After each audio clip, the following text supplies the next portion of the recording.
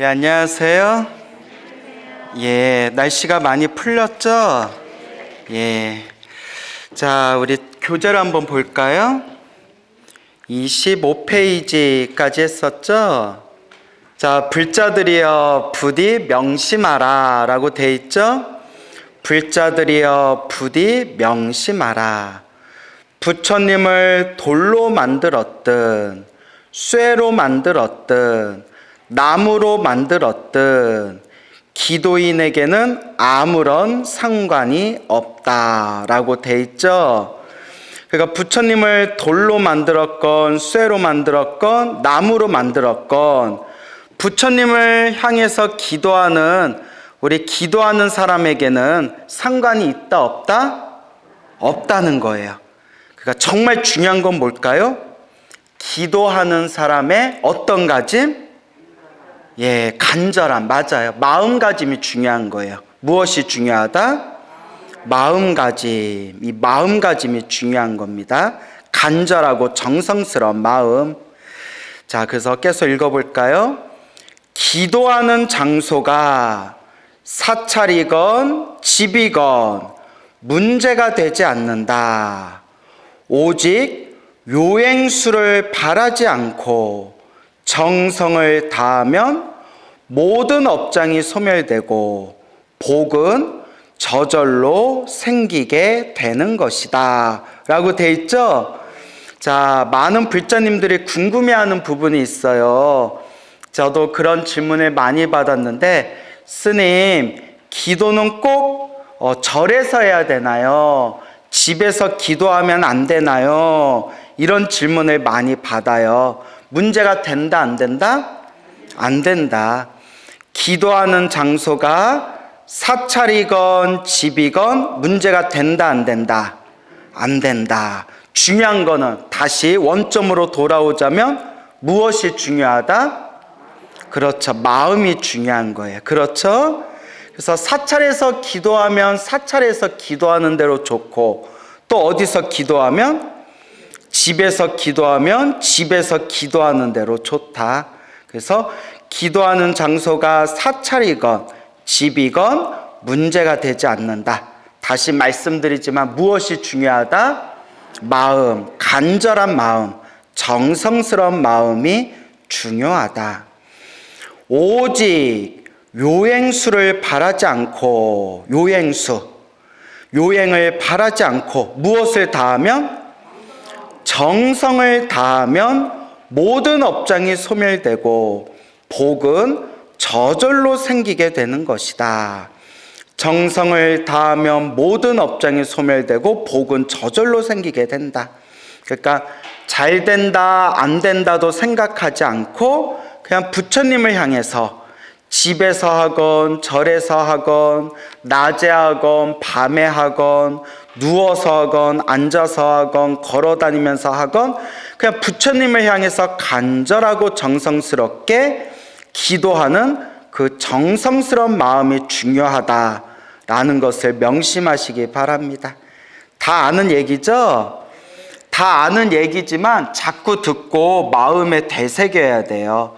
안 그러면 자꾸 마음을 놓쳐버려요. 여러분들도 그럴 때 있죠?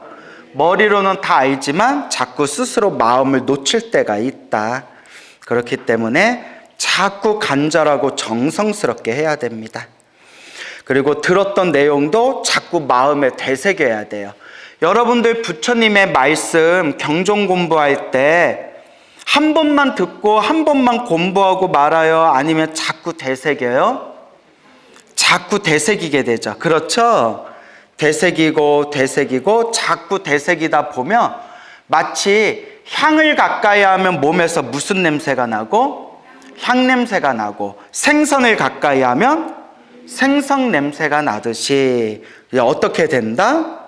부처님의 말씀을 아는 내용이라도 자꾸 가까이 하면 그 부처님 그 향기, 그 부처님 가르침의 향기에 이제 점점 내 몸과 마음이 배이게 되는 거예요.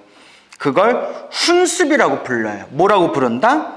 훈습. 냄새가 배이는 거예요. 향기가 배이게 된다. 그래서 우리가 아는 내용이라고 하더라도, 머릿속으로 다 이해했다 하더라도 마음으로 끊임없이 되새기고 되새기는 그런 마음의 자세가 필요합니다. 그렇죠, 여러분? 자, 그래서 계속 읽어볼까요?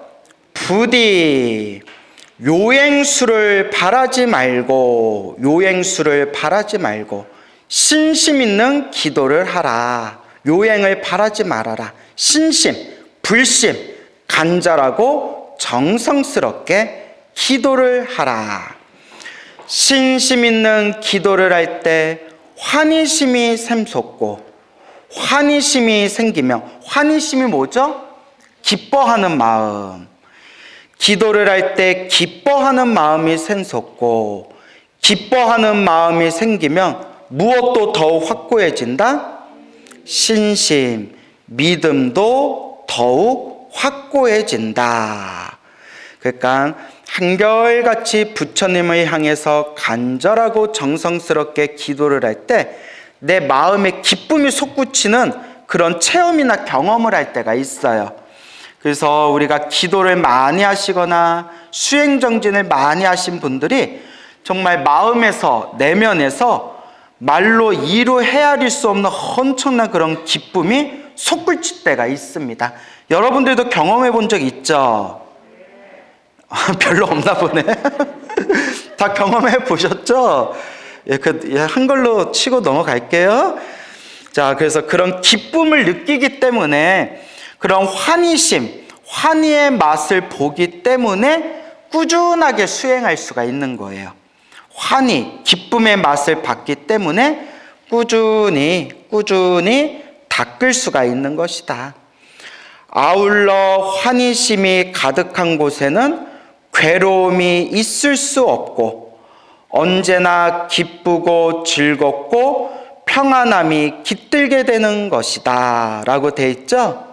예, 그래서 우리가 늘 기도하고 부처님의 이름을 부르고 또 수행하고 정진하면 정말 이 내면의 잔잔한 그런 기쁨이 차오르게 됩니다. 저도 염불하거나 기도하다 보면 그런 맛을 종종 느낄 때가 있거든요.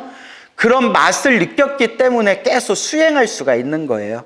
그런 기쁨의 맛이 없으면 아이고 이거 지루해서 이걸 평생 어떻게 닦아요. 그렇죠. 그래서 자꾸 닦는 수밖에 없다. 꾸준히 닦는 수밖에 없다라는 말씀을 자주 드립니다. 자, 그럼 밑에 계속 읽어볼까요? 신심 있는 자력의 기도. 이 기도는 결코 어려운 것이 아니다. 기도는 어렵다, 어렵지 않다? 어렵지 않아요. 뭐 특별한 방법이 있는 게 아니에요. 무슨 기도를 해야 될지 모르겠어요 라는 분들은 그냥 관세음보살 하나만 불러도, 그냥 천수경만 읽어도, 그냥 법화경을 사경해도, 부처님을 생각하면서 절을 해도 그것만으로 이미 기도가 이루어지고 있는 거예요. 그러니까 기도를 이렇게 할까, 저렇게 할까, 저렇게 할까, 이렇게 할까, 이렇게 우리가 갈팡질팡할 필요가 없다. 그냥 지금 이 순간 한번 따라해 보세요. 나무아미타불, 관세음보살, 지장보살 하는 것만으로도 이미 무엇이 쌓이고 있다? 예, 이미 공덕이 쌓이고 있는 거예요. 여러분들이 염불 한번 한 그 순간만으로 이미 무엇이 쌓였다? 예, 공덕이 쌓였다라는 믿음을 갖추시기 바랍니다. 알겠죠? 단지 자기 능력에 맞추어서 일심지성으로 정신을 가다듬으면 되는 것이다. 누구 능력에 맞춰서? 자기 능력, 내 능력에 맞춰서 잘 되면 잘 되는 대로, 안 되면 안 되는 대로 일심으로 마음을 하나로 모아서 지극정성으로 정신을 가다듬어 그냥 염불하면 염불하고, 사경하면 사경하고, 다라니 하면 다라니 하고, 절을 하면 절을 하고 자기 능력에 맞춰서 자꾸 닦아나가면 되는 거예요. 그래서 스님, 제가 기도를 어떻게 해야 될지 모르겠어요. 어떻게 기도를 시작해야 될지 모르겠어요 하는 분들한테 늘 드리는 이야기가, 하루에 관세음보살 108번 부르는 것부터 시작해라 라는 말씀을 들어요. 몇 번 부르는 것부터? 108번. 관세음보살을 몇 번 부르는 거? 108번 부르는 것부터 한번 해봐라. 108번 금방이에요. 그렇죠? 해보셨죠? 관세음보살 108번 부르는데 5분, 10분도 안 걸려요. 108번이 익숙해지면, 그 하루에 108번 하는 게 습관이 되면 200번으로 늘려보고, 300번으로 늘려보고, 500번으로 늘려보고, 1000번으로 늘려보고, 나중에는 딱 앉은 자리에서 관세음보살 3000번을 연불하고 집중할 수 있는 힘이 생겨요. 그래서 제가 늘 드리는 이야기지만, 수행은 습관이다 라는 말씀을 자주 드립니다. 수행은 무엇이다? 습관이다. 그러니까 자꾸 습관을 들이는 수밖에 없다.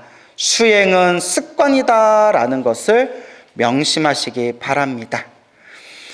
하늘은 스스로 돕는 자를 돕는다 라는 말이 있듯이, 모름지기 요행수를 버리고 참된 나의 신심을 다 바치는 기도를 하라.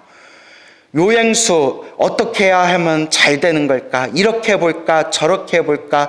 저렇게 하면 될까? 이렇게 하면 될까? 머리로 따지고 분석하는 요행수를 놓아버리고 참된 나의 신심을 다 바치는, 쉽게 말하면 간절하고 정성스럽게 해봐라. 간절하고 정성스럽게. 그러니까 어떤 분이, 스님, 간절하고 정성스러운 마음이 잘 안 일어날 때는 어떻게 해요? 라는 질문도 하세요. 그런 질문이 생길 때도 있겠죠. 그럴 때는 제가 어떤 말씀을 드리냐면, 이건 다 큰 스님들이 해보신 거예요. 양으로 승부해라. 무엇으로 승부해라? 양으로 승부해라. 우리는 질로 승부하는 경향이 있어요. 그렇죠? 짧고 굵게 하고 싶잖아요. 그죠? 그러니까 짧게 조금만 기도해도 효과 빨리 볼 수 있는 게 뭐가 있을까? 그거 찾아다니잖아요. 그렇죠? 근데 그런 법은 있어요? 없어요? 없어요. 기도는 간절하고 정성스럽게 해야 되지만 어떤 게 간절하고 정성스러운 것입니까? 라고 했을 때 양으로 승부해라, 일단은.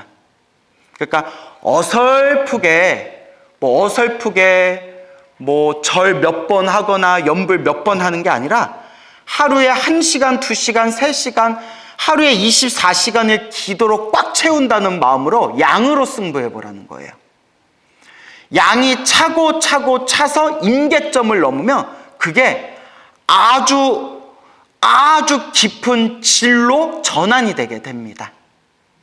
그러니까 스님, 처음부터 간절하고 정성스러운 마음이 생기지 않아요 라고 했을 때는 일단 무엇을 많이 채워라?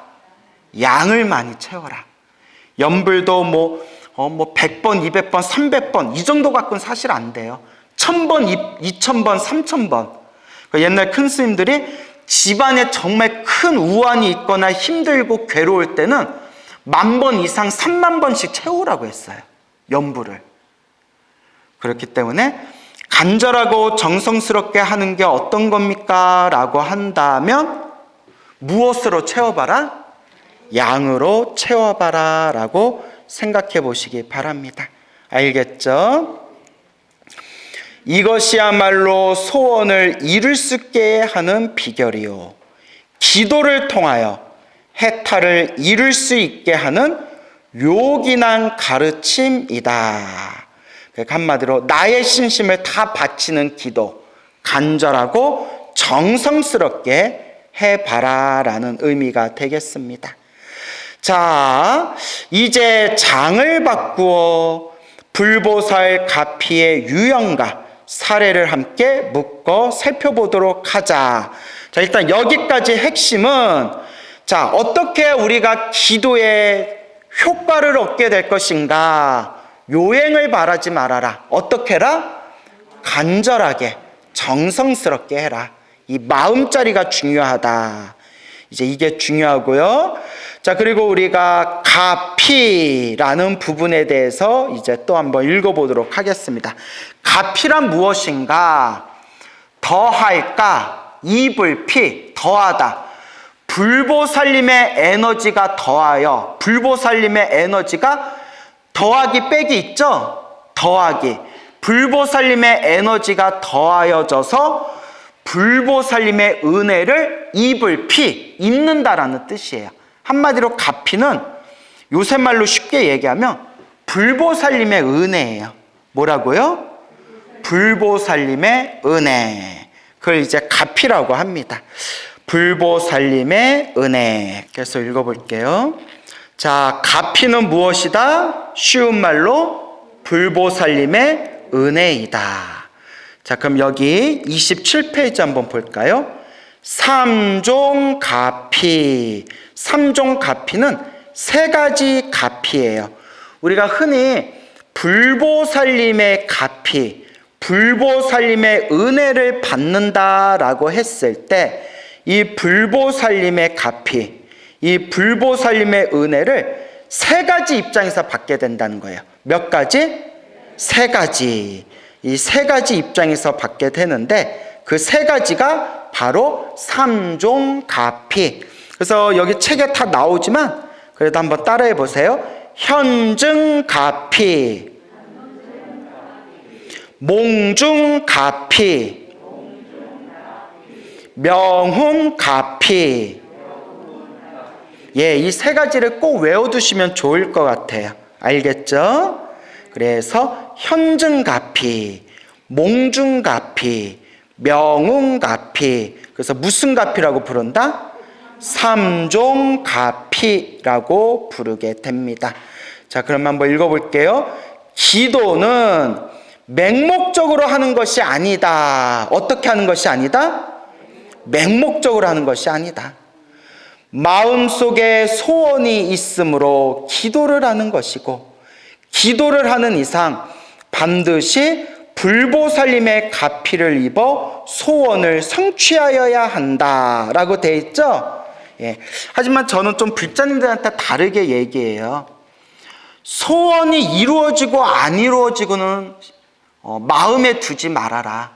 왜냐하면 그것도 다 인연법이고, 인연 따라 일어나고 인연 따라 사라지는 인연법이고, 그리고 소원이 이루어져야 돼, 소원이 꼭 이루어져야 돼 라는 그 마음이 자칫 무엇이 될 수도 있다?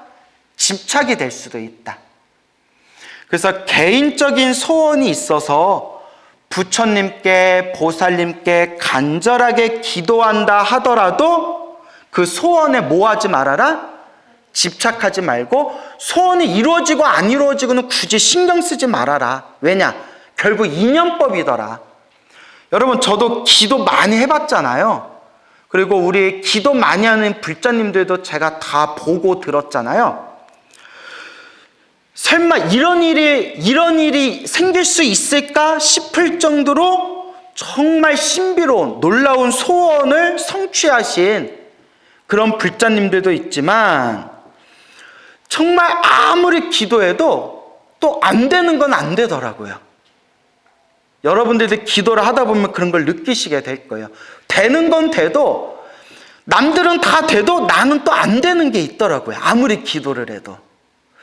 왜 그럴까 관찰하고 살펴보니까 결국 무슨 법이더라? 인연법이더라. 인연 따라 일어나고 사라지는 그런 인연법인데, 이 인연의 흐름 속에서 소원이 이루어질 수도 있고 안 이루어질 수도 있어요. 그래서 저는 불자님들에게 소원이 있어서 불보살님한테 기도하고 싶으면 기도해라. 저도 제 개인적인 소원들이 있었는데 기도해가지고 굉장히 빨리, 굉장히 크게 가피를 받은 적이 여러 번 있었어요. 단, 기도를 하더라도 소원이 이루어지고 안 이루어지고는 그냥 어디에 맡겨버려라? 그렇죠. 인연법에 맡겨버려라. 인연법에 툭 하고 맡겨버려라. 그리고 꼭 명심해야 되는 것은 내가 이미 기도를 하는 것 그 자체만으로 부처님의 이름을 부르고 보살님의 이름을 부르고 부처님의 경전을 독송하고 부처님께 절을 한 번이라도 더 부처님께 절을 올린 것만으로도 소원이 이루어지든 안 이루어지든 이미 내 마음 창고에 무엇이 쌓이고 있구나? 공덕이 쌓이고 있구나. 그 믿음, 그 중심이 딱 서야 돼요. 소원이 이루어지고 안 이루어지고는 내 전생의 업보라든가 인연법이라든가 타고난 내 복, 이런 것들이 다 여러 가지 조건들이 결부되어 있는 거예요. 그렇기 때문에 소원이 이루어질 수도 있고 솔직히 안 이루어질 수도 있어요. 근데 만약에 소원이라는 거에만 너무 집착해버리면 소원을 이루기 위해서 열심히 기도하다가 내가 원하는 소원이 이루어지지 않는다고 부처님을 비방하고 괜히 절에 다녔네 후회하고 스님들 말씀이 다 뻥이고 거짓말이네, 그런 여러 부정적인 생각이 일어날 수 있고, 그 소원이라는 욕망에 집착이 생겨가지고 우리가 부처님의 가르침을 공부하는 게 사실 이 마음을 닦고 공덕을 닦기 위함인데, 연불보다 제밥이라고 내 마음 닦는 공부와 내 마음 닦는 공덕을 닦는 수행이 아니라 소원을 이루어졌으니까 내가 부처님 잘 모셔야지, 내 소원 안 들어졌으니까 나 이제 부처님을 본 척도 하지 말아야지, 이렇게 내 마음의 중심이 막 흔들려 버린다는 거예요. 이미 그런 마음가짐 속에 어떻게 진정한 부처님의 가피가 깃들겠어요. 이미 내 마음의 시작선부터가 이미 혼탁하게 더러움으로 물들어 있는데, 하지만 소원이 이루어지든 소원이 이루어지지 않든 이미 내가 부처님께 기도한 것만으로도 공덕이 쌓이고 있구나 라는 그런 믿음이 확고하게 중심에 잡혀 있으면 그 사람은 평생 자신의 마음을 닦아 나가는데 절대 그 흔들림이 적어지게 됩니다. 소원이 이루어지든 안 이루어지든 나는 묵묵하게 내가 지은 업장을 소멸해 가는 것이고, 묵묵하게 내 복과 선업과 공덕을 닦아 나가게 된다. 나머지 되고 안 되고는 다 무슨 법에 있을 뿐이다? 인연법에 있을 뿐이다 라는 걸 명심하셔야 됩니다. 알겠죠? 그래서 제가 다시 한번 말씀드리지만, 소원이 있어서 기도를 하는 것은 좋지만 그렇다고 그 소원에 너무 모아지는 말아라? 집착하지는 말아라. 소원이 이루어지든 안 이루어지든 내가 이미 기도하는 것만으로도 이미 무엇이 쌓이고 있다? 공덕이 쌓이고 있다 라는 것을 명심하시기 바랍니다. 알겠죠? 이거 아주 중요한 거예요. 그렇다면 불보살은 어떻게 가피를 보여주는 것일까? 불보살은 어떻게 가피를 보여주는 것일까? 아까 가피를 뭐라고 표현한다고 했어요? 쉬운 말로? 예, 그렇죠. 은혜. 불보살님의 은혜. 불보살님은 어떻게 가피를 보여주는 것일까? 부처님께서 이 세상에 출현한 이래 수많은 사람들이 기도를 하여 가피를 입은 사례들이 수없이 많죠? 그 수없이 많은 가피를 입은 사례들을 유형별로 나누면 크게 몇 종류로 분류될 수 있다? 3종류. 그래서 몇 종 가피? 3종 가피. 자, 그래서 아까 현증가피, 몽중가피, 명웅가피 3가지에 대해서 말씀드렸죠? 현실에서 바로 가피를 입어 소원이 성취되는 무슨 가피? 현증가피. 어디에서 바로 가피를 입어 소원이 성취돼요? 현실.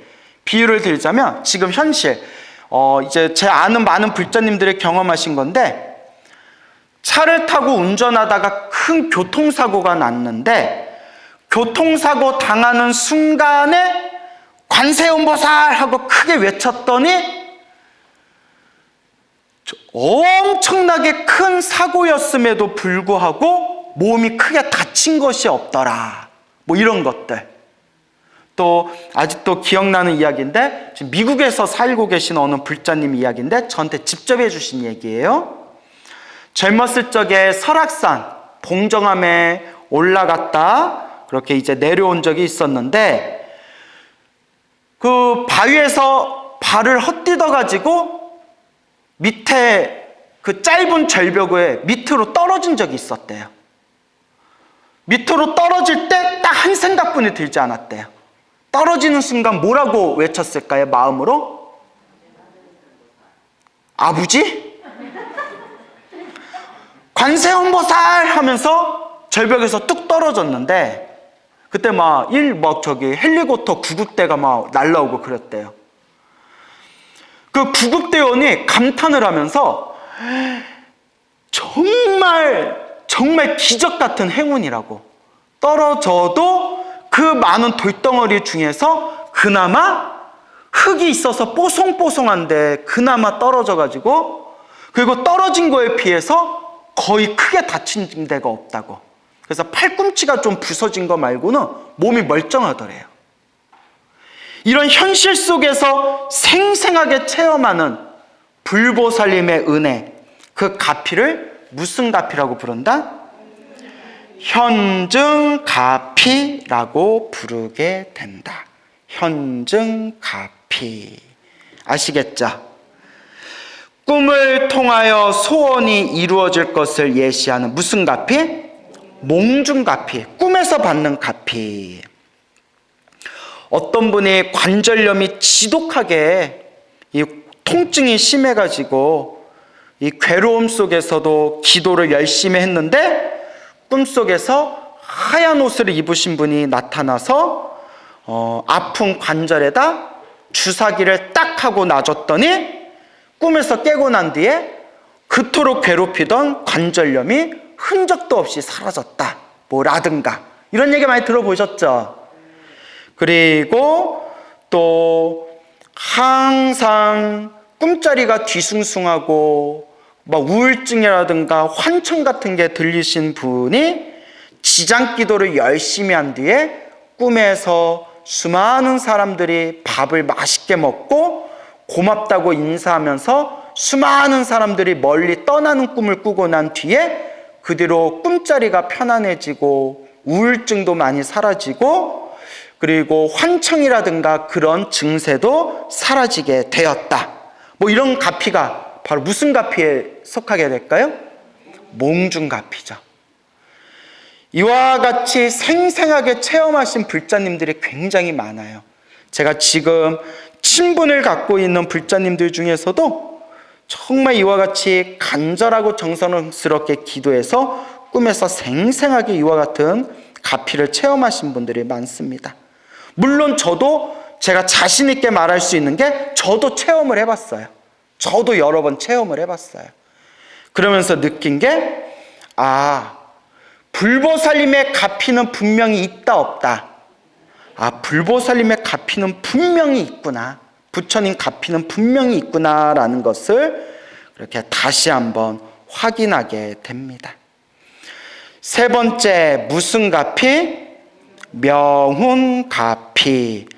언제나 은근하게 보호를 받는 가피를 무슨 가피라고 한다? 명훈가피라고 부르게 된다. 은은하게 보호를 받는 가피, 명훈가피. 그래서 은은하게 보호를 받는 가피는 어떤 가피냐? 알게 모르게, 예를 들어서 어떤 사람이 기도를 열심히 하고 집에 오는 길에 넘어져서 다리가 부러졌어요. 기도를 열심히 했는데, 부처님이, 신장님들이 다리 부러지는 것 좀 도와주시지, 서운하다라는 마음이 생길 수 있잖아요. 근데 알고 봤더니 원래는 목이 부러질 만한 업보가 있었는데, 목이 부러지는 큰 업보가 있었는데 그나마 기도를 많이 했기 때문에 그 크게 받을 걸 작게 받아서 무엇이 부러지는 업보로 큰 업보를 소멸했다? 목이 부러지는 업보였는데 다리가 부러지는 업보로 크게 받을 업을 어떻게 받았다? 작게 받았다. 이런 것들이 무슨 가피에 들어간다? 명운가피에 들어가는 거예요. 그러니까 여러분들이 기도를 열심히 했는데도 서운한 일이 생기거나 안 좋은 일이 생기더라도 너무 서운해하거나 섭섭해하거나 내가 기도를 잘못한 것은 아닌가 이렇게 의심을 일으킬 필요가 있다 없다? 절대 없어요. 우리 눈엔 보이지 않지만 분명히 부처님께서 증명하신 말씀이에요. 아주 무거운 업보가 있는 사람이 연부를 하고 공덕을 닦는 그러한 좋은 인연의 힘으로 크게 받을 걸 어떻게 받게 된다? 작게 받게 된다 라고 부처님께서 분명히 말씀하셨습니다. 알겠죠? 그래서 이와 같이 현증가피, 몽중가피, 명운가피. 그래서 무슨 가피라고 부른다? 삼종가피라고 부르게 된다. 이들 삼종가피 중 다급한 일을 당한 사람이 기도를 할 때에는 현증가피 또는 몽중가피를 입는 경우가 많고, 평소에 안락과 행복을 원하는 사람은 무슨 가피를 얻는 경우가 많다? 명운가피를 입어 평안한 삶을 영위하는 경우가 많다. 다 그런 건 아니지만 보통 다급한 일이 생기고 소원 성취를 하고자 할 때에는 현증가피나 몽중가피를 체험하는 경우가 많고, 그냥 크게 아쉬운 거 없이 일상에서 편안한 어떤 그런 편안하고 안정된 그런 삶을 바라는 사람들은 무슨 가피를 받는 경우가 많다? 명운가피를 받는 경우가 많다. 이렇게 이제 일타스님께서는 정리를 하셨네요. 그렇죠? 자, 그래서 현증가피에 대한 또 재미난 이야기가 나와요. 한번 읽어볼까요? 사람이 살다 보면 여러 가지 다급한 일이 생기기 마련이다. 사람이 살다 보면 여러 가지 다급한 일이 생기기 마련인데, 생각지도 않았던 다급한 일이 발생하였지만 내 마음대로도 할 수 없고 남의 도움도 받을 수 없다면 그 마음이 어떠하겠는가? 여러분들도 인생 살아가면서 다급하고 답답한 적 있었죠? 그럴 때 우리 마음이 어때요? 다급한 생각에 음식은커녕 잠도 제대로 이룰 수 없게 된다.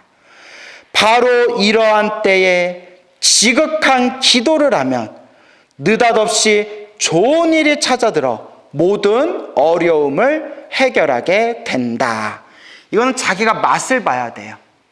아, 내가 정말 힘들고 괴롭고 답답할 때 오직 부처님만 믿고 기도했더니 이와 같이 놀라운 가피가 있구나. 정말 부처님의 어떤 힘이 있구나.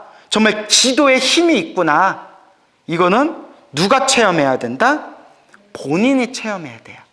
그래서 제가 늘 불자님들께 말씀드리는 게, 불교는 지식의 종교가 아니라 무엇의 종교이다? 그렇죠. 체험의 종교이다. 아무도 대답 안 했으면 엎어버릴 뻔했어요. 내 귀가 따갑다고 얘기하는데 저 다 졸아요? 네? 자요? 제가 오늘 새벽 1시 반에 고속터미널에 왔어요. 새벽 1시 반에. 그래서 잠깐 자고 일어나서 아침에 BBS 불교방송 라디오 와서 녹음 방송 하나 하고, 마가스님하고 생방송, 보이는 라디오 생방송하고, 밥 먹고 또 막 밥 먹고 저 또 여기 한강 강변 1시간 딱 거른 뒤에 커피 한 잔 마시고 저 지금 강의하는 거예요. 예. 더럽게 힘들어요. 예, 어제 진주에 갔다가 그래요.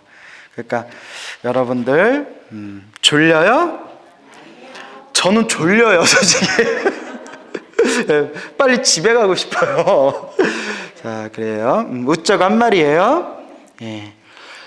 자, 그래서 제가 거듭 말씀드리지만 불교는 지식의 종교가 아니라 무엇의 종교다? 체험의 종교다. 자기가 맛을 봐야 돼. 자기가. 그래서 저는 아무리 사람들이 이러쿵 저러쿵 말한다 하더라도 이 기도와 부처님 가피에 100% 믿음이 있는 게 스스로 체험했기 때문이에요. 그리고 제가 이 불보살님의 가피에 대해서 더 믿음이 강해진 이유가 무엇이냐?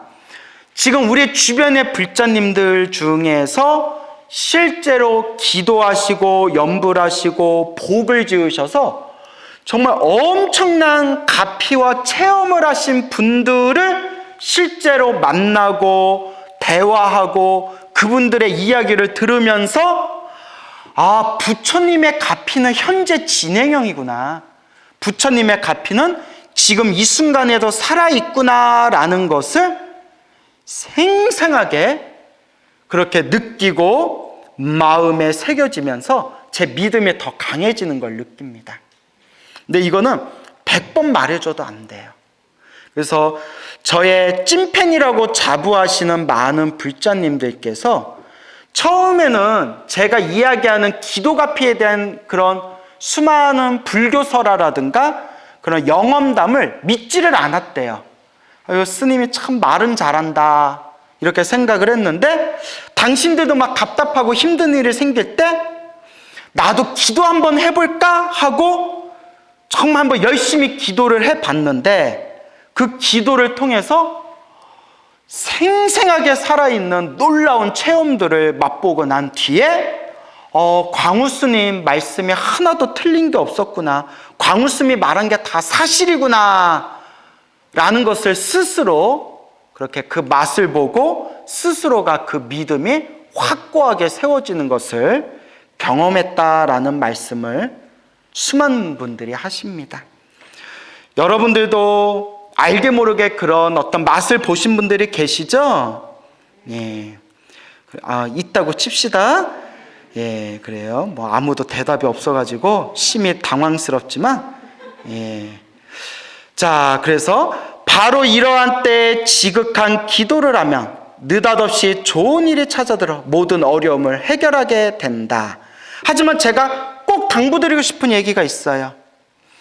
기도를 열심히 했는데도 나쁜 일이 생기는 것은 꼭 명심하십시오.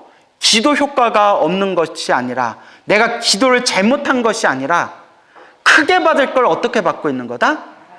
크게 받을 걸 작게 받고 있는 것이다 라는 걸 명심하셔야 됩니다. 알겠습니까? 그러니까 좋은 일이 생기든 나쁜 일이 생기든 소원을 성취하든 소원을 성취하지 못하든 그런 것조차도 다 그냥 일어나고 사라지는 인연법에 다 맡겨버리고 그냥 내가 기도하는 이 순간 이미 내 마음 창고에 나를 행복으로 이끌어주는 공덕이 쌓이고 있다라는 마음으로 그냥 묵묵하게 닦고 닦아 나아갈 뿐입니다. 알겠죠? 이것이 바로 현증가피, 불보살님께서 현실에서 바로 자비를 나타내어 가피력을 증명해 보이는 현증가피인 것이다 라는 부분이 되겠습니다. 자, 계속해서 읽어보겠습니다. 현증가피의 실예가 되겠습니다. 나를 자주 찾아오는 신도 중 여기서 나는 누구겠어요? 광우스님? 예, 일타스님. 예, 일타스님이죠. 나를 일타스님을 자주 찾아오는 신도 중 일명 부장판사 보살이라는 분이 있다. 1970년대 초 남편이 부장판사를 지낼 무렵에 처음 인연을 맺었으므로 나는 그녀를 부장판사 보살이라 부르고 있다. 그녀에게는 경기여고 동창생이 반야행이라는 친구가 있었다. 뭐 학교까지 다 나와요. 반야행은 매우 불심이 깊었으며 동창생인 그녀에게 불교를 믿도록 하기 위해 일부러 나에게 데리고 온 것이다. 평생 어려움을 모르며 살았고 남편이 부장판사에 올라 있는 그녀였으므로 처음부터 종교에 대한 관심이 없었다. 스님, 불교를 믿을까요? 다른 종교를 믿을까요? 마음대로 하시오. 성격 이상하죠? 스님한테 불교를 믿을까요? 다른 종교를 믿을까요? 뭐라고 해야 돼요? 마음대로 하시오. 이렇게 까불까불하면서 몇 차례 찾아오더니 하루는 힘이 쭉 빠진 모습으로 나타나 다급한 일을 하소연하는 것이었다. 저에게는 육군 소령으로 제대한 남동생이 있습니다. 저희 집안의 유일한 아들이지요. 그 동생이 제대 후 사업을 시작하려는데 미천이 모자란다며 돈을 빌려달라는 것이었습니다. 하여튼 돈이 웬수예요. 그죠? 이제 슬슬 돈 문제 때문에 이제 문제가 생길 것 같은 스멜이 느껴지죠? 우리 집안의 기둥인데 어떻게 하든지 성공해야지 하는 마음에서 있는 돈을 탈탈 긁어 빌려주었고 그 뒤에도 여러 차례 요구를 하여 남의 돈을 빌려서 주었습니다. 그런데 그 사업이란 게 애초부터 사기꾼의 꿰매 빠진 것이어서 돈을 몽땅 날려버리고 말았습니다. 돈을 몽땅 날렸대요. 빌려준 돈은 얼마나 됩니까? 제가 빌려준 돈은 고사하고 남에게 돌려 쓴 돈과 이자만 합하여도 500만 원이나 됩니다.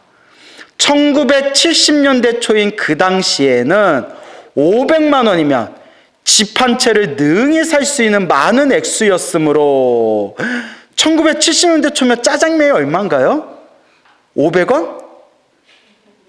1970년대 짜장면 드셨던 분 안 계세요? 다들 연배가 있어 보이는데. 네.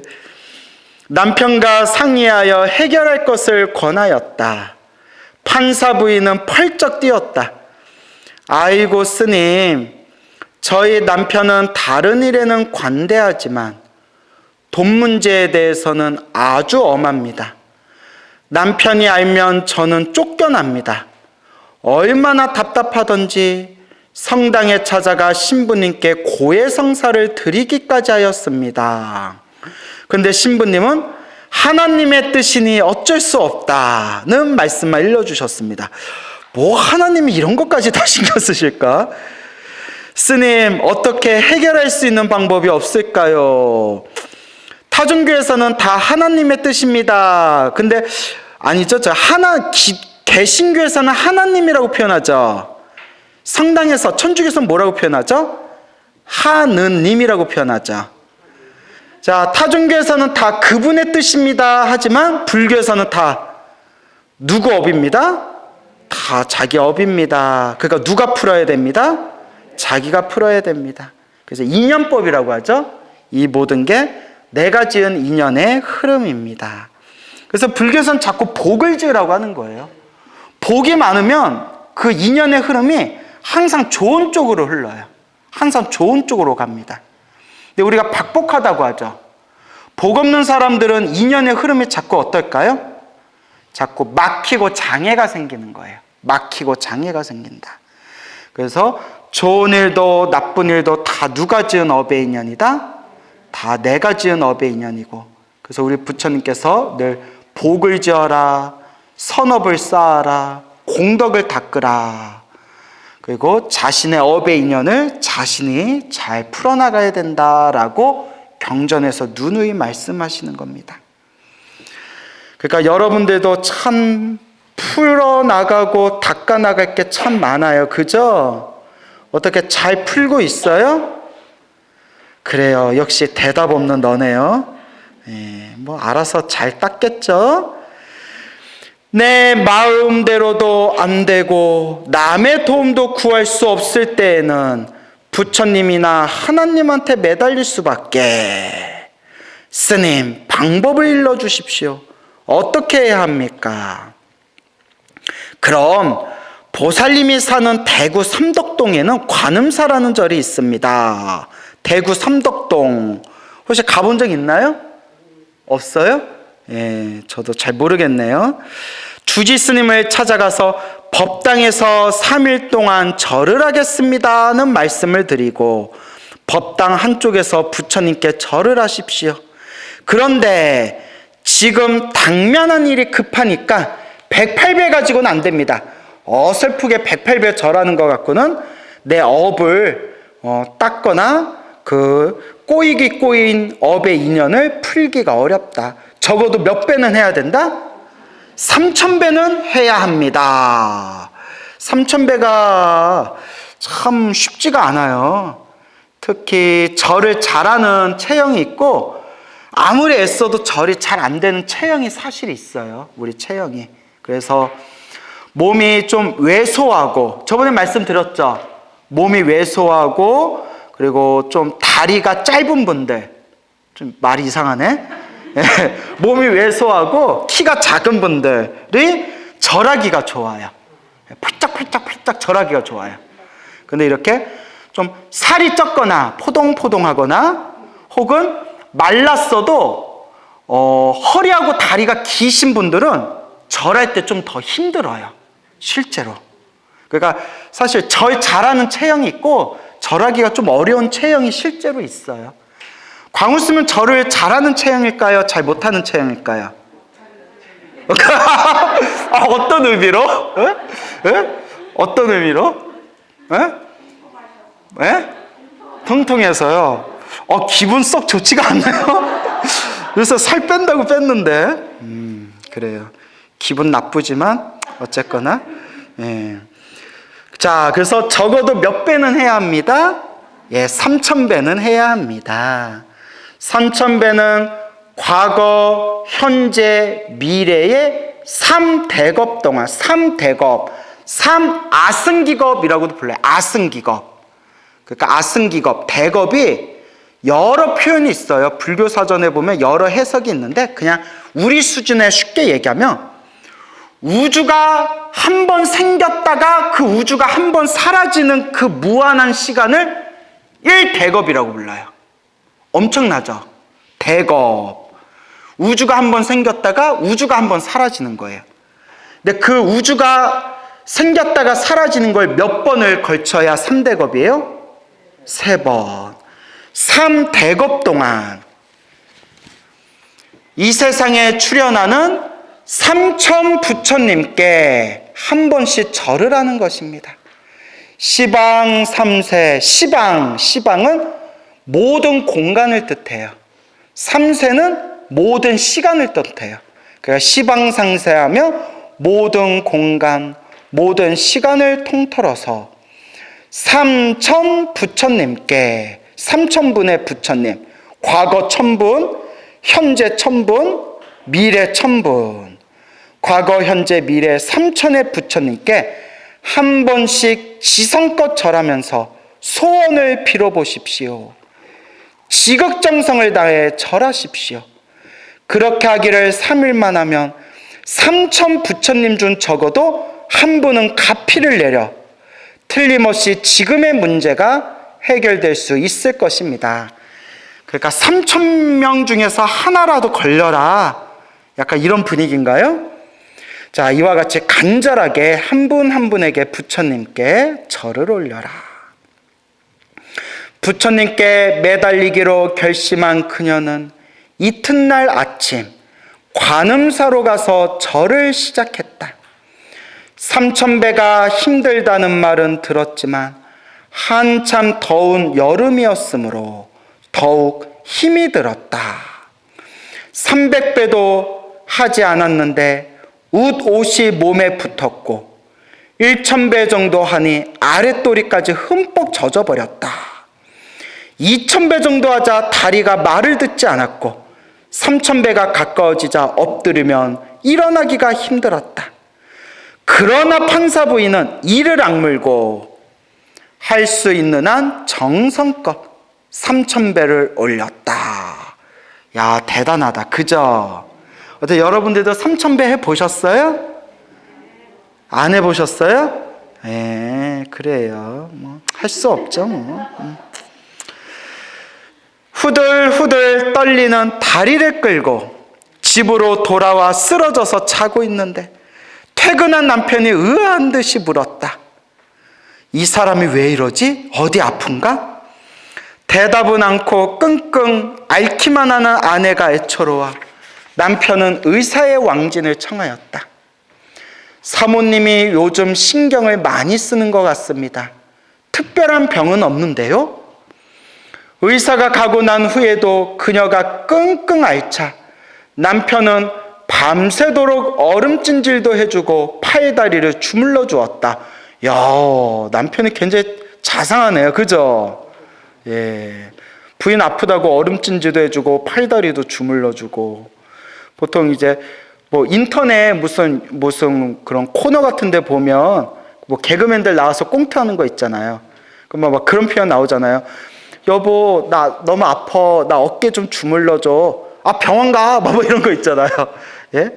그런데 참 옆에서 이렇게 얼음찜질도 해주고 팔다리도 주물러주고, 예? 부인이 돈 다 떼먹으면 그 돈 날린 거 너무 속도 모르고. 이튿날 남편이 출근하자 그녀는 또 관음사를 찾아가서 3000배를 하였고 그 다음날도 그렇게 하였다. 아, 이 보살면 마음이 얼마나 조마조마하겠어요. 그죠? 하루하루가 편하지가 않고 어떻게든 그냥 부처님 도와주세요. 부처님 도와주세요 라는 마음으로 그렇게 절을 하는 거잖아요. 남편 몰래 사흘 동안의 도둑 기도를 끝내고 집으로 돌아와 샤워를 한 다음 막 자리에 누우려는데 법원으로부터 전화가 걸려왔다. 부장 판사님께서 방금 졸도를 하셔서 대학병원으로 실려가셨습니다. 엎친 데 덮친다더니 세상에 어찌 이런 일이 있는가. 그녀는 별별 생각을 다 하면서 병원 응급실로 달려갔다. 산소 마스크를 쓰고 병상에 누워있는 남편을 보자 왈칵 눈물이 솟았다. 그러나 의사는 대수롭지 않게 말했다. 과로로 인한 졸도입니다. 입원하여 사흘 정도만 푹 쉬면 괜찮아질 것입니다.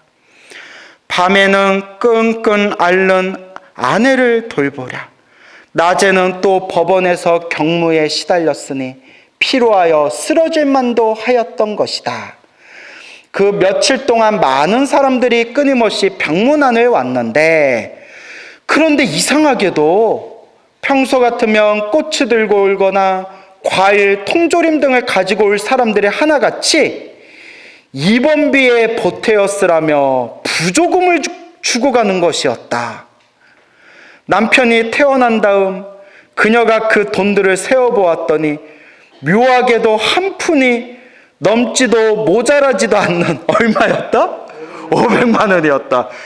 이게 불심이 없거나 스스로 체험한 맛이 없으면요, 야, 뻥 이런 게 어딨어. 아, 말도 잘 지어내. 아, 일탔으면 이거 말 지어진 이거 시나리오 짜느라고 밤 새셨겠다 이런 생각 들 수도 있어요. 그죠? 예. 그런데 체험을 해보면 이 말이 거짓말이 아니다라는 믿음이 와요.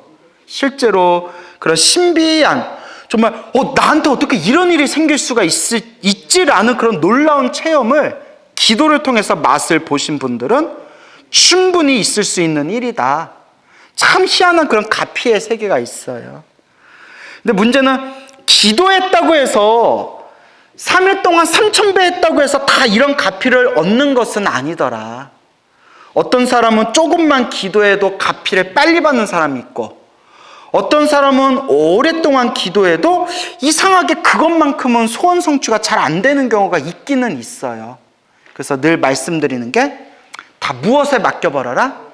인연에 맡겨버리고 되든 안 되든 내 업장을 소멸하고 공덕을 닦는 마음으로 닦고 닦고 닦아 나아갈 뿐이다 라는 말씀을 늘 드리는 겁니다.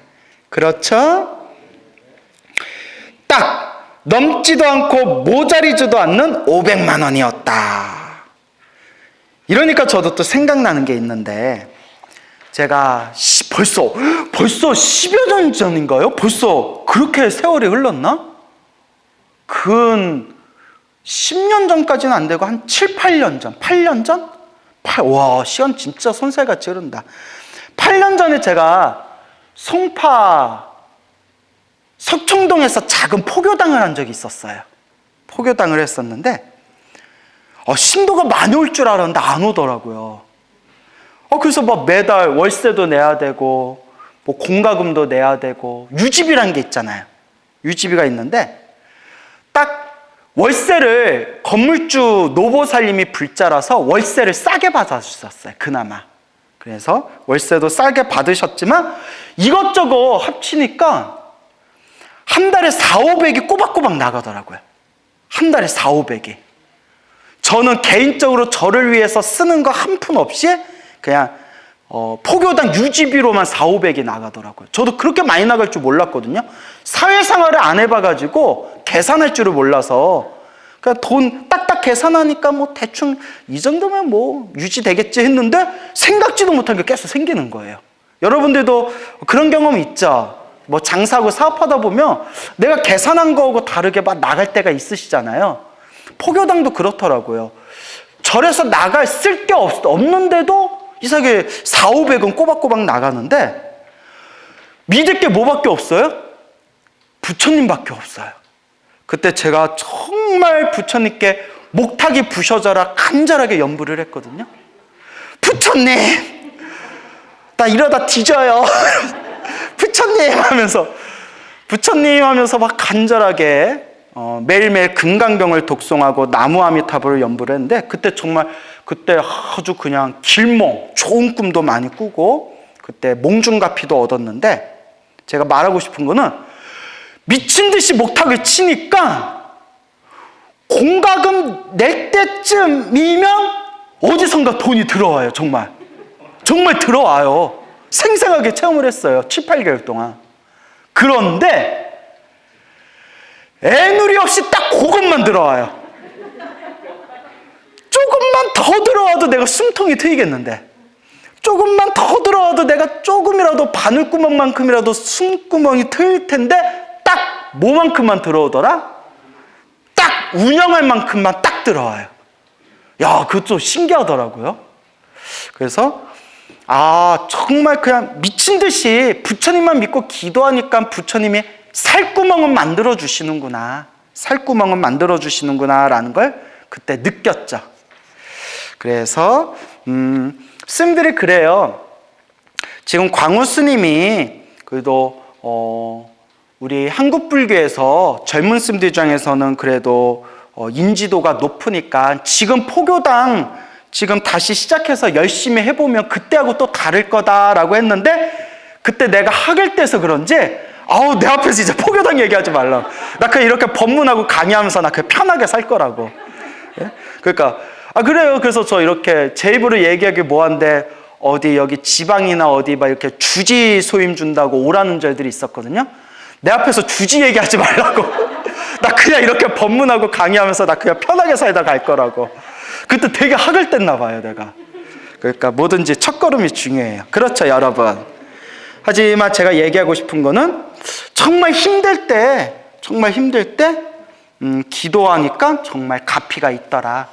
그리고 그때 정말 금강경 기도하고 나무 아미탑을 간절하게 목탁이 부셔져라 기도할 때 생생하게 꿈에서 그때 모시고 있는 법당 삼존불, 모시고 있는 포교당 법당에 모시고 있던 부처님 삼존분이 꿈에서 생생하게 막 형광등 100만 개를 킨 것 마냥 환하게 빛이 방광하는 꿈을 꿨어요. 환하게 빛이 뿜어져 나오는 꿈을 꿨거든요. 꿈에서 부처님 몸에서. 그리고 제가 그 소나무라는 그 방송이 완전 대박을 쳤어요. 그래서 그때 이 소나무라는 법문이 대박친 그 기운으로 제가 지금까지 이렇게 잘 먹고 잘 살잖아요. 그래서 내가 포교당 복은 없었고 이렇게 사람들에게 방송을 통해서 전국에 있는 불자들에게 부처님 좋은 말씀 전하는 복은 있었나 보구나, 그냥 이렇게 생각을 했죠.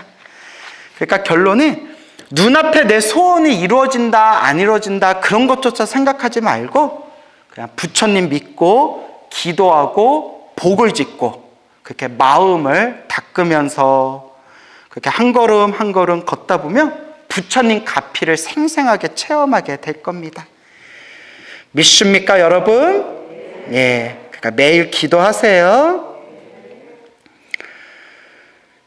그래서 애누리 없이 딱 500만 원이 딱 생기니까 이에 용기를 얻은 그녀는 남편에게 모든 사실을 털어놓았고, 불호령을 내릴 줄 알았던 남편은 의외로 순순히 허락을 하였다. 부처님께서 가피를 내린 것이 틀림없구먼. 그 돈으로 빚을 갚도록 하구려. 이야. 그녀는 동생 때문에 진 모든 빚을 갚았고 그날 이후 지금까지 아침마다 108배를 하는 것을 일과로 삼아 하루도 거르지 않고 행하는 철저한 불자가 되었다. 그리고 이 보살도 처음에는 까불까불 스님한테 불심도 없이, 스님 제가 불교를 믿을까요? 다른 종교를 믿을까요? 예? 이렇게 까불까불 거리다가 정말 급한 일이 생기고 정말 힘들고 괴로운 일이 생겼을 때 뭐 믿을 게 부처님밖에 없잖아요. 종교의 힘밖에 없잖아요.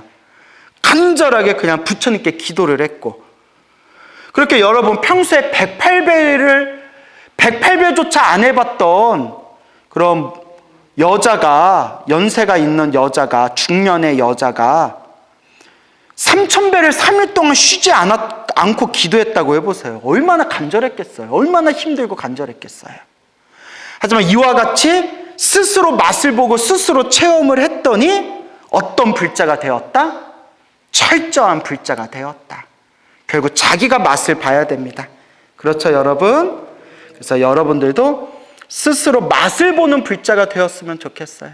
지식으로 따지는 불자가 아니라, 물론 부처님 가르침에 대한 올바른 지식도 중요하지만 내 스스로가 마음의 체험을 하는 그런 불자가 되었으면 좋겠다라는 말씀을 드리고 싶습니다. 알겠죠? 이 부장판사 부인이 입은 가피가 바로 현증 가피로서, 현실, 지금 이 순간에 증명되는 가피라는 거예요. 현증 가피로서 이러한 사례는 너무나 많다. 만약 다급한 일이 있다면 어찌 용맹스러운 기도 없이 해결을 보려고 할 것인가? 마땅히 다급한 일이 닥치면 힘 있는 기도, 간절한 기도, 믿음이 깃든 기도로서 불보살의 품 안으로 뛰어들어야 하리라 라고 돼 있죠? 그래서 또 이 내용을 보고, 맞아, 기도해야 돼. 나도 오늘부터 기도 시작해야 되겠어. 근데 스님, 무슨 기도가 제일 좋아요? 또 이러면 제가 또 뭐 한다고 했어요? 예, 미치고 팔짝 뛰고 우리 관계 어떻게 된다? 또 어색해지는 거예요. 그래서 어떤 기도를 하든 부처님을 향한 모든 기도는 하나로 통한다고 했죠? 그래서 요 부장판사, 요 이야기의 주인공인 요 보살님은 무슨 기도로 효과를 봤어요? 3000배 기도로 효과 봤죠. 3000배 기도로 효과 받고, 작년인가요? 재작년인가요? 세상을 떠나신 그 쌍계사 조실 고산 스님이라고 계셨어요. 고산 스님. 들어보셨나요? 오고산 스님, 고산 스님이라고 계셨는데, 그분은 어렸을 때부터 관세음보살 연불 하셔서 평생 그렇게 관세음보살 가피와 체험을 많이 하셨대요. 그러니까 이분은 자기가 관세음보살로 큰 가피와 효험을 받기 때문에 신도들한테 항상 기도를 시킬 때 무슨 기도를 많이 시켰다? 관음 기도를 많이 시켰어요. 당신은 관세음보살 기도로 효과를 봤으니까. 그래서 이 고산 스님 법문에 보면 이런 내용이 나와요. 웬만한 작은 소원은 하루에 관세음보살 10,000번씩, 하루에 관세음보살 10,000번씩 3개월에서 1년 정도 연불하면 웬만한 작은 소원은 이룰 수가 있고, 다급한 소원, 정말 큰 소원은 하루에 30,000번. 하루에 30,000번이면 거의 하루 종일 연불하라는 뜻이에요. 그래서 제가 말씀드렸죠. 양으로 승부해라. 쌤, 어떻게 해야 간절하고 어떻게 해야 정성스럽게 기도할 수 있습니까? 처음부터 간절한 마음이 나지 않으면 일단 무엇으로 승부해라? 양으로 승부해라. 그래서 다급한 소원이 있는 사람들은 하루에 관세음보살을 간절하게 30,000번씩 100일 이상을 연불하면 분명히 어떤 가피가 있을 것이다 라는 말씀을 되게 자주 하셨어요. 하지만 여러분, 오해하시면 안 돼요. 매일 10,000번씩 30,000번씩 100일 기도를 했는데도 소원 성취가 되지 않았다 하더라도 멈춰서는 된다, 안 된다? 안 된다. 예. 소원이 이루어지고 안 이루어지고는 그냥 인연에 맡겨 놓으세요. 내 업장을 소멸하고 내가 이렇게 연불공덕을 지어 나가다 보면 결국 마지막에는 알게 모르게 좋은 에너지가 모이더라고요. 알게 모르게. 그래서 저도 늘 느끼는 게, 제가 과거에 부처님께 하염없이 기도했던 그 에너지와 힘이 알게 모르게 제 등 뒤에서 딱 받쳐준다라는 느낌을 들 때가 있어요. 그래서 지금은 뭐 이렇게 맨날 쏘다니면서 법문하고 강의하러 다닌다고 해서 기도에 집중하는 시간이 옛날보다는 많이 줄어든 감이 없지 않아 있지만, 그래도 저도 틈틈이 항상 연불하고 늘 기도를 그래도 마음에 조금이라도 더 챙기려고 노력은 하거든요. 그러니까 되든 안 되든, 좋은 일이 일어나든 나쁜 일이 일어나든 흔들리지 말고 그냥 닦아 나아갈 뿐이다 라는 것을 명심하시기 바랍니다. 알겠죠?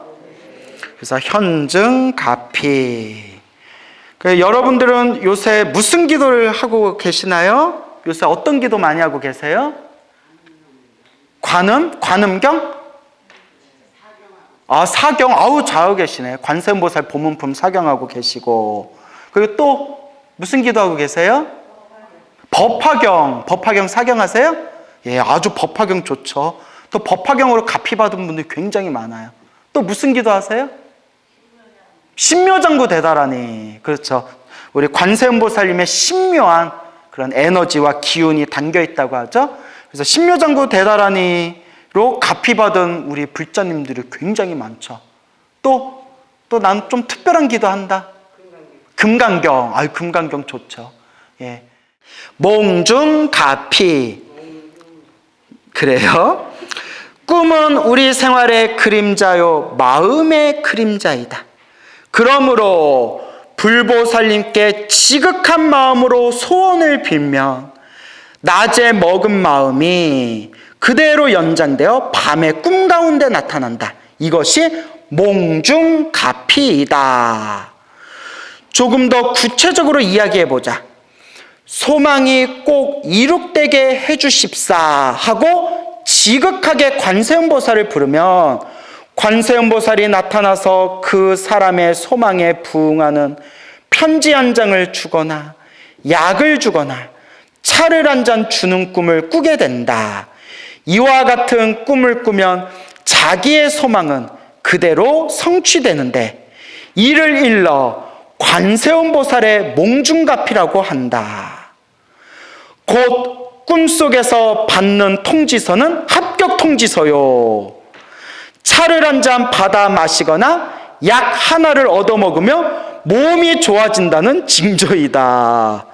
꿈 가운데 열쇠를 하나 받으면 이튿날 돈이 들어오기도 한다. 와, 대박. 그래서 여기 보세요. 꿈속에서 받는 통지서는 합격 통지서요 라고 되어 있죠. 차를 한 잔 받아 마시거나 약 하나를 얻어먹으면 몸이 좋아진다. 꿈 가운데 열쇠를 하나 받으면 이튿날 돈이 들어오기도 한다. 이런 내용 있죠. 어떤 거사님이 계시는데 그 거사님께서 매일매일 천일기도 매일매일 직장 생활하면서 그렇게 1000배를 기도했대요. 매일 직장 생활하면서 매일 1000배를 그렇게 1000배를 천일기도를 회양을 했는데 여러분 직장 생활하면서 매일 1000배 하기가 절대 쉬운 게 아니에요. 그리고 막 회식도 있을 수 있고 사람도 만날 수 있고 여러 가지 일들이 있을 수 있잖아요. 그렇게 1000배기를 하다가 중간에 엄청나게 몸이 아팠대요. 너무 몸이 아파가지고 나 병원 응급실에 가야 되겠다는 말이 저절로 입 밖으로 그 소리가 나올 정도로 몸이 너무 아팠는데도 그날 끝까지 1000배를 했대요. 대단하죠? 우리 같으면 쉬었을 것 같은데. 그렇게 1000배를 하고 완전 지쳐서 나가 떨어졌는데 꿈에 큰 스님이 나타나서 큰 스님이 이렇게 부르더래요. 갔더니 차를 한 잔 딱 주더래요. 닭에 차를 한 잔 줘서 차를 시원하게 한 잔을 딱 마시고 눈에서 딱 떴더니 한바탕 꿈이잖아요. 큰 스님께 차 한 잔 마시는 꿈을 꾼 뒤에 눈에 딱 뜨니까 몸이 어떻더라? 온몸에 아픈 게 싹 사라져서 너무나 몸이 상쾌하고 개운하더래요. 그리고 그 힘으로 1000배 천일기도 마지막까지 잘 마치고 그게 약 10여 년 전 일인데 그 뒤로 지금까지 한 번도 크게 아파 본 적이 없대요. 이런 게 바로 몽중갑이죠. 근데 또 비슷한 얘기가 있어요. 제 선배 스님이 직접 경험하신 건데 한참 선배 스님이신데 이제 출가하셔가지고 초창기에 한참 열심히 기도를 하셨대요. 정말 열심히 기도를 하실 때 꿈에 해인사 성철 스님이 나타나셨대요. 성철 스님 들어보셨죠? 해인사 큰 스님이셨던 성철 스님이 나타나더니 자 선물이다 이거 먹어라 하면서 산삼 있죠? 삼을 이렇게 주시더래요. 삼. 그거 먹어야 돼요? 안 먹어야 돼요? 먹어야 되는데 그 기도하던 스님이 성철 스님한테 이렇게 얘기했대요. 저 몸에 열이 많아서 삼 안 맞아요. 이랬대요. 됐어요. 나 삼 안 좋아해요. 받아라. 나 삼 체질 안 맞아요. 해서 잠에서 딱 깼대요. 꿈이 너무 생생해서 큰 스님께 말씀드렸더니 큰 스님이 막 역정을 내면서 이놈아 그걸 받아 먹어야지. 복이 없으니까 저도 못 먹냐. 그렇게 이제 또 아쉬워하시더래요. 자, 그런 얘기들이 많아요. 그런 얘기들이 많고 또 이제 저랑 친하게 지냈던 젊은 청년불자가 있었는데 업이 엄청 두꺼웠어요. 정말 지독하게 업이 두꺼웠는데 간절하게 지장보살을 연부를 해가지고 정말 자신의 업을 바꾼 사람이에요. 정말 제가 기도를 해서 사람이 이렇게 더 좋은 쪽으로 변할 수가 있구나라고 자신 있게 불자님들에게 말하는 그런 표준 중에 하나거든요. 왜냐면 나는 그 사람이 기도하기 전에 굉장히 심각하게 나빴던 모습을 봤기 때문에 기도를 몇 년 동안 꾸준히 제대로 기도하니까 사람이 이렇게 긍정적으로 변하는구나 라는 걸 느꼈던 불자가 있었는데 그 불자한테 제가 지장경을 선물로 주면서 지장기도 열심히 하라고 하면서 꿈에서 지장보살이 환하게 보일 때까지 기도해라 그랬어요. 몽중갑이죠. 꿈에서 지장보살이 환하게 보일 때까지 기도해라. 그래서 열심히 기도했는데 저게 지장보살이 보이더래요. 멀리서 얼핏 뒷모습이. 저 혹시 꿈에서 지장보살이 했더니 쳐다보면서 나 지장보살 아니에요. 지장보살 아니에요 이러더래요. 그래서 지장보살이 맞잖아요. 얼굴 좀 보여주세요 하니까 지장보살이 얼굴을 휙 가리면서 나 지장보살 아니에요 하고 이렇게 도망가시더래요. 그래서 제가 뭐라고 했냐면 네가 아직 업이 두꺼워서 지장보살 얼굴을 못 본 거다. 하지만 정말 대단하다. 뭐는 보지 않았냐? 발 뒤꿈치는 보지 않았냐? 정말 대단하다. 그렇게 칭찬을 해줬는데 또 몇 개월 후에 더 열심히 기도해서 또 생생한 꿈을 꿨는데 길을 가는데 어느 할아버지가 오시더니 이렇게 선물을 주시더래요.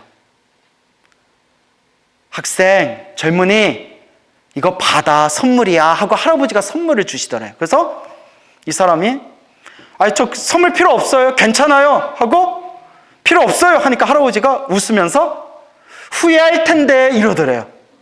후회 안 해요, 괜찮아요, 신경 쓰지 마세요 하고 휙 하고 가는데 꿈속에서 광우스님 법문이 떠오르더래요. 꿈속에서 광우스님이 꿈에서 누가 선물 주면 받으라고 했는데 라는 게 꿈속에서 생각이 났대요. 그래서 뒤돌아서 할아버지를 다시 불렀대요. 할아버지, 그거 선물 저 다시 주세요 하니까 할아버지가 활짝 웃으면서 싫은데 하면서 지장보살로 변해가지고 허공으로 사라지시더래요. 그 선물 못 받았다고 그렇게 아쉬워해가지고 제가 막 칭찬하면서 네가 아직 복이 부족해서 무엇을 받지는 못했지만 선물은 받지 못했지만 무엇은 결국 받다? 얼굴은 보지 않았냐. 결국 할아버지가 지장보살로 변해서 허공으로 싹 사라지는 거 받지 않았냐.